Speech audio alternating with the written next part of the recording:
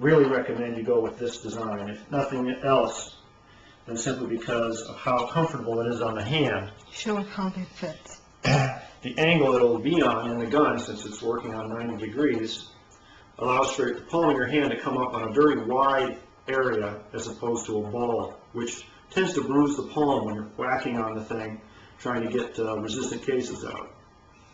So that is highly recommended. And just so you see, for your own sake, there's your pin. It's got a hole in the back. That's for the détente.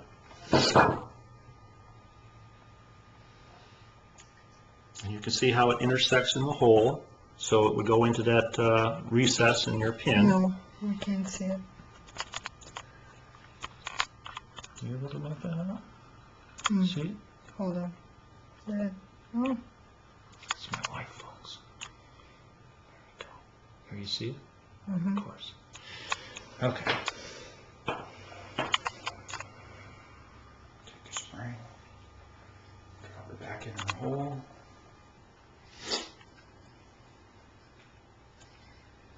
I think we're running out of these, so some of you are going to be having to turn one of those on your own. Depress. Oh, might as well talk about this. Your extractor. You're going to be, this is probably your most involved part of one. You'll be receiving this, but you need to true it up a bit.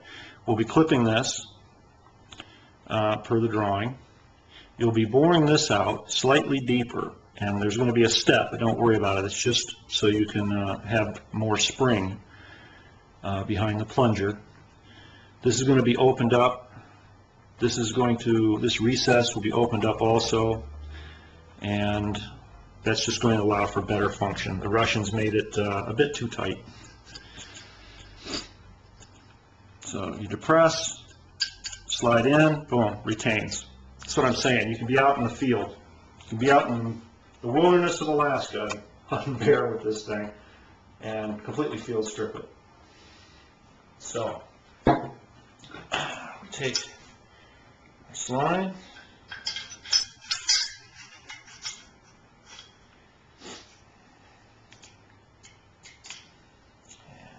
Pin. Pin goes in. You just simply have to line this stuff up so that you can coffee pin in there.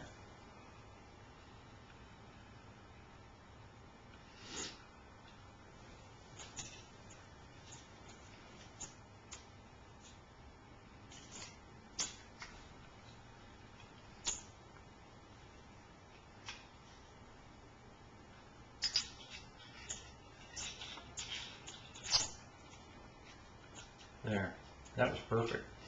Usually doesn't work that easy. Spring.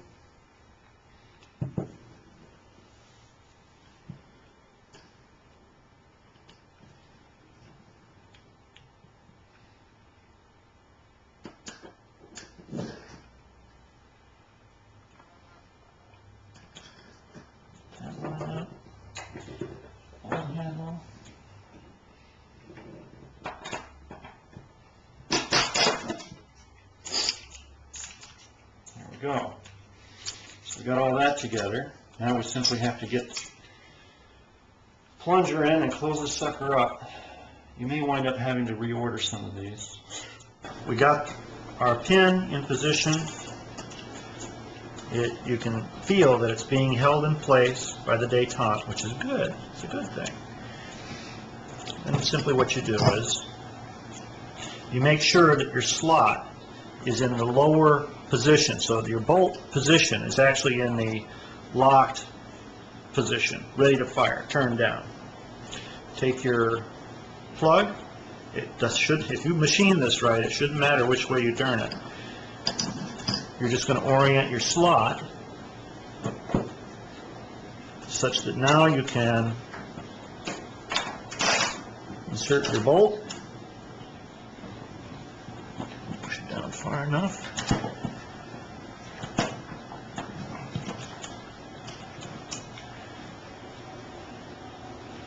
Okay, that's in position. Now, the hardest part, it basically takes 3 hands or a You real need to keep it lower. strong person. So when you're putting this plunger back in, the problem is you need to muscle this. You need to bring this back to a open position, cocked and open, ready to be pulled back position. So this pin is going to be riding against these cams to its little detente, and with that die spring in there, it's a real bear. Now you can muscle it. You can try and muscle it. I've done it. You know, if worse comes to worse, you can do it. I can't. Well, very difficult. So what I've proposed is you take your weapon and use it as your third hand. You need to place your weapon in an advantageous position so your piece doesn't fall out or drop into a screw hole.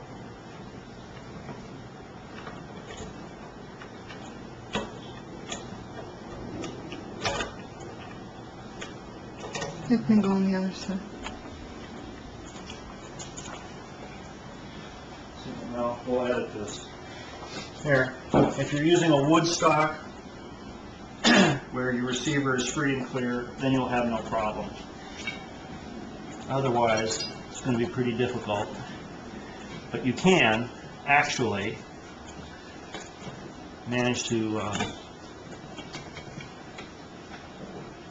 get your bolt, and that's the problem.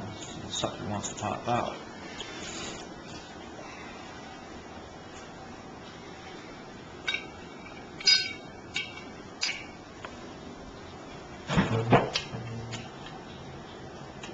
You can get your bolt in there in the uncocked position. Once it's in there, it's a small thing to bring it to the cocked position.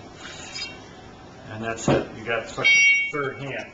That'll work with a wood stock. It's very difficult with this one because this slot is already cut here. It doesn't allow any real passage.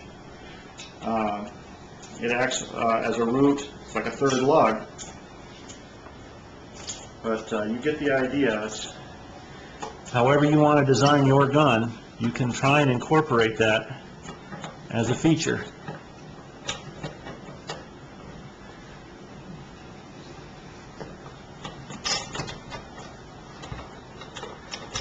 This angle, I could just manage to get that in there. There.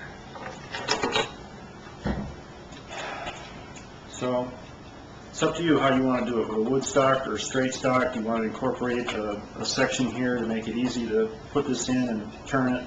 It's up to you. Otherwise, you're going to have to learn to somehow hold it with the finger, pull back, and try and turn your bolt handle at the same time. But once you got it in, it's in. And once this is in position, this will this will stay in position.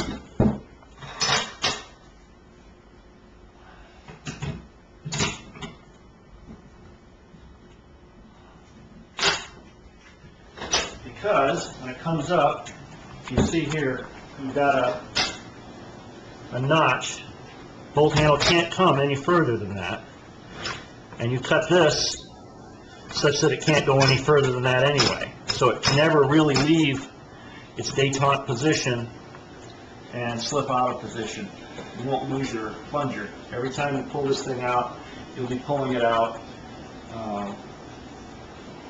with the plunger actually being held by the dust cover bolt guide. And it won't come apart until you physically turn it down into the lock position and rotate out of position. It's actually held in by your lug here. So as it's rotating right in front of the lug, the bolt head follows the curvature of the inside here and retains that plunger.